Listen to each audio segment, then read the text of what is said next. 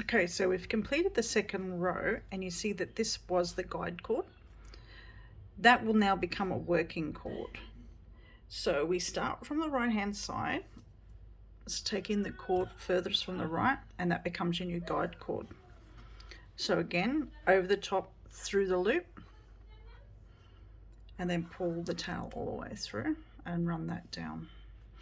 You'll see as you go along, this starts to become, goes on an angle. But once you actually get further into your bracelet, it actually stops being on an angle and actually is straight. So it's just an illusion as you do these. Okay, so over the top through, pick up your next one over the top of the guide cord through your loop and down, run it down your cord. Really important, it makes it sit there nice and firm. You want no gaps in between your rows. Okay, down and through, over the top, down and right next to firm. See the guide cord is being pulled up this way, it's not down here to create a hole.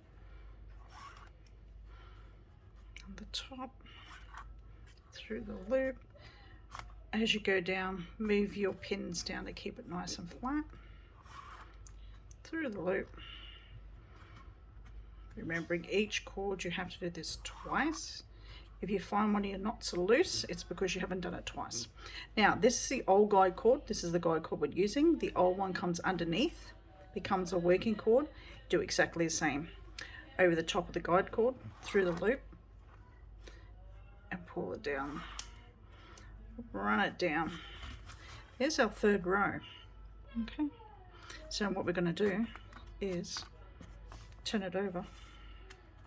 We're going to do the reverse part of it. So you can see you've got a different design here. This was the old guide cord, that's the one that's sticking out. We always start at the opposite end of the old guide cord, so when you flip it over we actually start on the left hand side down. So I'm just going to move my board so I can work with it.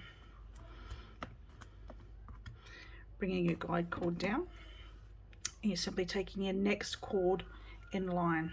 Okay, over the top of the guide cord, through the loop, pull the tail all the way through, and then run that down and make that really nice and firm. Okay, over the top, through the loop, pull that right nice and firm. Get the next one in line, over the top, through the loop, over the top and through the loop, nice and firm, keeping that guide cord where you want it so it's held in your hand all the time. Over the top, through the loop, over the top, through the loop. This particular knot, you will use it over and over again with mini macrame. If you have a look at the chokers I make or my designs, you will actually identify this type of knot in all my designs. It's easy to use, and you can make really nice designs out of it once you know what you're doing. So over the top, through the loop, we come to our old guide cord, comes underneath the guide cord that we are using, becomes a working cord, over the top, through the loop. See, missed the loop, it doesn't go through. It sits underneath, over the top and through the loop, pull it all the way through, over the top, through the loop, pull it all the way through. I'm going to do a couple more and then I'll come back.